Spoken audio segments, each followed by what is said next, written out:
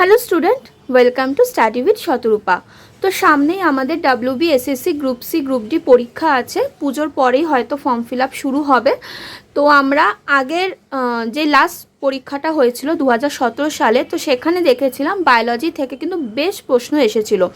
Group সিতে তোমার 9টা মতো প্রশ্ন এসেছিল, আর গ্রুপ ডিতে 6টা মতো প্রশ্ন এসেছিল। তো সেই জন্য ভাবলাম তোমাদের গ্রুপ সি গ্রুপ ডির জন্য বায়োলজি থেকে কিছু প্রশ্ন উত্তর সলভ করাবো। তো বেসিক প্রশ্ন যেগুলো মানে যেরকম এসেছিল লাস্ট ইয়ারে, তো সেরকমই আমি প্রশ্ন রেখেছি, খুবই বেসিক, যেগুলো সাধারণত সমস্ত কম্পিটিটিভ পরীক্ষাতেই আসে। তো ক্লাসটা তোমরা দেখো, আশা করি তোমাদের ভালো লাগবে, আর তোমাদের বন্ধুদের সাথেও পারলে শেয়ার করে দিও। তো সবার প্রথম প্রশ্নটা দেখো কি বলেছে। প্রধান শ্বসন বস্তুটি হলো গ্লুকোজ, গ্লাইকোজেন, স্টার্চ, প্রোটিন। দেখো আমরা কিভাবে অপশান এলিমিনেট করব। আমরা জানি শ্বসন বস্তু মানে সেটা হচ্ছে কার্বোহাইড্রেট, তাহলে প্রোটিন তো হবেই না, আগে আমরা এটাকে এলিমিনেট করে দেব। তাহলে এখানে দেখো কার্বোহাইড্রেট তিনটেই রয়েছে, গ্লুকোজও, গ্লাইকোজেন, স্টার্চ, এই তিনটেই হচ্ছে কার্বোহাইড্রেট। বাট প্রধান শ্বসন বস্তু মানে যেটা হচ্ছে তোমার কার্বোহাইড্রেটেরও আবার ভাগ আছে, মোনোস্যাকারাইড, ডাইস্যাকারাইড, পলিস্যাকারাইড। তো এর মধ্যে দেখো গ্লাইকোজেন আর স্টার্চ এই দুটোই হচ্ছে পলিস্যাকারাইড। আমরা জানি আমরা যখন খাবার খাই, মানে কার্বোহাইড্রেট যেটা খাই, তো সেই খাবারটা আলটিমেটলি তোমার মোনোস্যাকারাইডে পরিণত হয়, তারপর সেটা জারিত হয়। তাহলে মোনোস্যাকারাইড দেখো একটাই আছে, যেটা হচ্ছে গ্লুকোজ। তাহলে প্রধান শ্বসন বস্তু হয়ে যাবে গ্লুকোজ। তার মানে একটা জিনিস মাথায় রাখবে, যখন শ্বসন হয় তখন সেটা আলটিমেটলি এক শর্করাতে পরিণত হয়ে তারপর সেটা মানে জারিত হয়, সেখান থেকে তারপর এটিপি তৈরি হয়। তার মানে এখানে এক শর্করা কোনটা আছে, গ্লুকোজই আছে। তাহলে আমাদের সঠিক উত্তর হয়ে যাবে গ্লুকোজ। আর এইগুলো তো হচ্ছে সব পলিস্যাকারাইড, তো এইগুলো আলটিমেটলি তোমার গ্লুকোজে পরিণত হচ্ছে, তারপর সেখান থেকে জারিত হবে। তাহলে আমাদের এখানে উত্তর হয়ে যাবে গ্লুকোজ। তাই গ্লুকোজই হচ্ছে প্রধান শ্বসন বস্তু। আশা করি বোঝাতে পারলাম। নেক্সট প্রশ্ন দেখো কি বলেছে। বলছে সালোক সংশ্লেষের সাথে জড়িত কোষ অঙ্গাণুটি হলো গলগি বস্তু, ক্লোরোপ্লাস্ট, মাইটোকন্ড্রিয়া, সেন্ট্রোজোম। তাহলে এটা তো তোমরা জানোই, অ্যান্সার হবে ক্লোরোপ্লাস্ট, সালোক সংশ্লেষের সাথে জড়িত। বাট আরেক অপশান এলিমিনেট কিভাবে করবে দেখো বলে দিচ্ছি। গলগি, মাইটোকন্ড্রিয়া, সেন্ট্রোজোম এই তিনটেই হচ্ছে তোমার এর আর কি প্রাণীকোষে থাকে।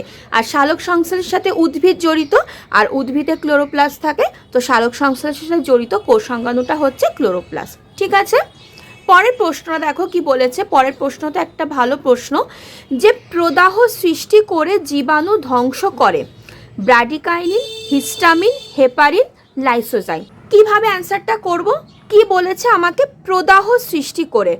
এবার দেখো হিস্টামিন কি প্রদাহ সৃষ্টি করে? না। হেপারিন কি প্রদাহ সৃষ্টি করে? না। তাহলে এই দুটো অপশান তো হবেই না। এবার আসছে লাইসোজাইম। লাইসোজাইম কি একটা উৎসেচক, তো সেটা প্রদাহ সৃষ্টি করবেই না। তাহলে পড়ে থাকছে কি, ব্র্যাডিকাইনিন। তাহলে অপশান হয়ে যাবে ব্র্যাডিকাইনিন। এই ব্র্যাডিকাইনিন সম্পর্কে আমি একটুখানি ইনফরমেশন দিয়ে দিই। তো বেসিক্যালি এই প্রদাহ মানেটা কি আর একটুখানি বুঝে নাও। প্রদাহ যেটাকে বলে ইনফ্ল্যামেশন। যদি আমাদের শরীরে কোথাও আঘাত লাগে বা কিছু কিছু ক্ষেত্রে ওষুধের প্রবাহে কি তৈরি হয় না, প্রদাহ সৃষ্টি হয় বা ইনফ্ল্যামেশন সৃষ্টি হয়। বেসিক্যালি এই ব্র্যাডিকাইনিন এটা হচ্ছে তোমার একটা পেপটাইড। কিভাবে তৈরি হয় না, শরীরে কোথাও যদি আঘাত লাগে তো সেখানে কি হয় না, রক্তরসে একটা এনজাইম থাকে যেটার নাম হচ্ছে ক্যালিক্রেইন। তো সেই এনজাইমটার মাধ্যমে এই ব্র্যাডিকাইনিনটা তৈরি হয়, যার ফলে কি হয় না, আমাদের প্রদাহটা তৈরি হয়। এটা কি করে না, ব্লাড প্রেশারটাকে কমিয়ে দেয়, দেন তোমার হাঁপানি হলে শ্বাসকষ্টটাকে বাড়িয়ে দেয়। তো এই প্রবলেমগুলো ক্রিয়েট করে। তাহলে প্রদাহ সৃষ্টি করে জীবাণু ধ্বংস করে হচ্ছে ব্র্যাডিকাইনিন। তাহলে ব্র্যাডিকাইনিন কি, ব্র্যাডিকাইনিন হচ্ছে এক ধরনের পেপটাইড। বোঝা গেল?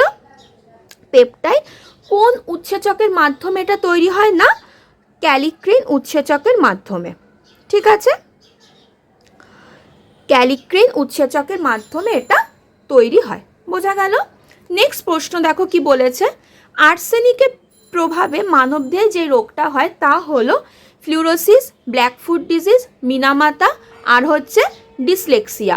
তো তোমরা তো এটা জানো যে আর্সেনিকের প্রভাবে তৈরি হয় কি না ব্ল্যাক ফুট ডিজিজ, ওই হাতের পায়ের তলায় আর কি কালো কালো ক্ষত তৈরি হয়। ফ্লুরোসিস কি ফ্লুরিনের অভাবে হয়, মিনামাতা কি ক্যাডমিয়ামের অভাবে হয়, আর ডিসলেক্সিয়া তো জানো রাইটিনের সাথে জড়িত। নেক্সট প্রশ্ন কি আছে দেখে নাও। নেক্সট প্রশ্ন বলেছে জীবের কোন বৈশিষ্ট্যটা শুষ্ক ওজন বৃদ্ধি করে? উত্তেজিতা, শ্বসন, পুষ্টি, গমন। অপশান এলিমিনেট করব। জীবের শুষ্ক ওজন বৃদ্ধি করে, তাহলে এখানে গমন কোনো ফাংশন করে না, এক্ষেত্রে উত্তেজিতা কোনো ফাংশন করে না। পড়ে রইল শ্বসন বস্তু আর পুষ্টি। আমরা পড়েছিলাম যে দুই ধরনের বিপাক্রিয়া হয়, একটা হচ্ছে উপচিতি আর একটা হচ্ছে অপচিতি। উপচিতি মানে যেখানে জীবেদের শুষ্ক ওজনটা বৃদ্ধি পায়, আর অপচিতি মানে হচ্ছে যেখানে জীবের শুষ্ক ওজনটা কমে যায়, মানে হ্রাস পায়। তাহলে জীবের শুষ্ক ওজন বাড়ায় কে?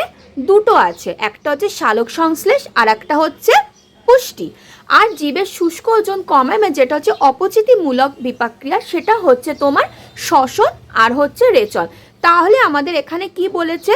শুষ্ক ওজন বৃদ্ধি করে, তাহলে অপশান হয়ে যাবে পুষ্টি। এই যে ওজন বৃদ্ধি করছে, উপচিতি বিপাক্রিয়ায় ওজন বৃদ্ধি হচ্ছে আর অপচিতিতে ওজনটা হ্রাস পাচ্ছে, তো এই কারণের জন্যই কিন্তু সালোক সংশ্লেষ আর শ্বসনকে দুটো অপোজিট ক্রিয়া বলা হয়, কারণ সালোক সংশ্লেষে ওজনটা বাড়ে, শ্বসনে ওজনটা কমে। ঠিক আছে, এবার প্রশ্নটা দেখো কি বলেছে, এটা একটা ভালো প্রশ্ন। ভিটামিন কে এর কাজ কি? রক্তে প্রথ্রম্বিনের পরিমাণ স্বাভাবিক রাখা, হিমোগ্লোবিনের পরিমাণ স্বাভাবিক রাখা, ফাইব্রিনোজেনের পরিমাণ স্বাভাবিক রাখা, শ্বেতকণিকার পরিমাণ স্বাভাবিক রাখা। ভিটামিন কে এর কাজ কি বলতো? ভিটামিন কে এর কাজ হচ্ছে রক্ত তঞ্চনে হেল্প করা। তাহলে ওখান থেকে বলো যে কোন অ্যান্সারটা সঠিক হবে। হিমোগ্লোবিন তো হবেই না, হিমোগ্লোবিনের কাজ নয় যে রক্ত তঞ্চনটাকে প্রিভেন্ট করে, এটার ওর কাজ নয়। শ্বেতকণিকাও হবে না। পড়ে রইল দুটো, প্রথ্রম্বিন, ফাইব্রিনোজেন। তো সবার প্রথমে যখন কোনো জায়গায় কেটে যায় তখন কি হয়? প্রথ্রম্বিনটা আগে আসে, লাস্টে ফাইব্রিনোজেন আসে। তাহলে ভিটামিন কে এর কাজ হচ্ছে রক্তে প্রথ্রম্বিনের পরিমাণটা স্বাভাবিক রাখা। বোঝা গেল? পরের প্রশ্ন দেখো কি বলেছে, নিচের কোনটি হলো মিশ্র গ্রন্থি? বৃক্ক, অগ্নাশয়, পাকস্থলী, যকৃৎ। মিশ্র গ্রন্থি মানে জানো যেটা হচ্ছে তোমার একটা হচ্ছে বহিঃক্ষরা গ্রন্থি আর একটা হচ্ছে অন্তঃক্ষরা গ্রন্থি। এই দুটোর মানে উপাদান নিয়েই তৈরি হচ্ছে মিশ্র গ্রন্থি। তাহলে মিশ্র গ্রন্থি এখানে কি হবে? বৃক্ক তো হবে না, বৃক্ক হচ্ছে একটা রেচন অঙ্গ আমাদের। পাকস্থলীয় হবে না, যকৃত হবে না। তাহলে মিশ্র গ্রন্থি হচ্ছে অগ্নাশয়। অগ্নাশয় ছাড়াও আরও দুটো মিশ্র গ্রন্থি আছে, কি বলতো? একটা হচ্ছে তোমার শুক্রাশয় আর একটা হচ্ছে ডিম্বাশয়। ঠিক আছে, এই যে লাস্টে শয় আছে, শুক্রাশয়, ডিম্বাশয়, অগ্নাশয়, তো এরা হচ্ছে সব মিশ্র গ্রন্থি, কারণ এদের মধ্যে বহিঃক্ষরা অন্তঃক্ষরা দুটো ধর্মই বর্তমান থাকে। পরের প্রশ্ন দেখো কি বলেছে, প্রোটোপ্লাজম বিহীন সরল স্থায়ী কলা। আমরা জানি তিন ধরনের সরল স্থায়ী কলা আছে, প্যারেনকাইমা, কোলেনকাইমা আর হচ্ছে স্ক্লেরেনকাইমা। তাহলে আমাদের বলেছে প্রোটোপ্লাজম নেই, প্রোটোপ্লাজম বিহীন সরল স্থায়ী কলা কোনটা? প্যারেনকাইমা কি? প্রোটোপ্লাজম থাকে। ক্লোরেনকাইমা তো প্রোটোপ্লাজম থাকে না হচ্ছে স্ক্লেরেনকাইমাতে। তাহলে অপশান হয়ে যাবে এখানে স্ক্লেরেনকাইমা। প্রোটোপ্লাজম না থাকার দরুন এই স্ক্লেরেনকাইমা প্রচণ্ড হার্ড হয়, আর যেটা উদ্ভিদকে দৃঢ়তা প্রদান করতে হেল্প করে। ঠিক আছে, আর এটা হচ্ছে সফটনেসটাকে আর কি মেনটেন করে। পরের প্রশ্ন বলেছে এনার্জি কারেন্সি কাকে বলে? খুবই সহজ প্রশ্ন, জিটিপি, সিটিপি, এটিপি, এনএটিপি। তোমরা জানো এনার্জি কারেন্সি বলা হয় এটিপিকে, অ্যাডিনোসিন ট্রাইফসফেট। ঠিক আছে, পরের প্রশ্ন দেখো কি বলেছে, এটাও একটা ভালো প্রশ্ন, মানে সবই ভালো প্রশ্ন আর কি।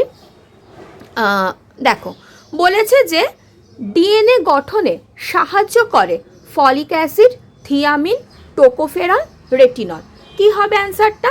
দেখো আমরা অপশান এলিমিনেট করব। রেটিনল কি?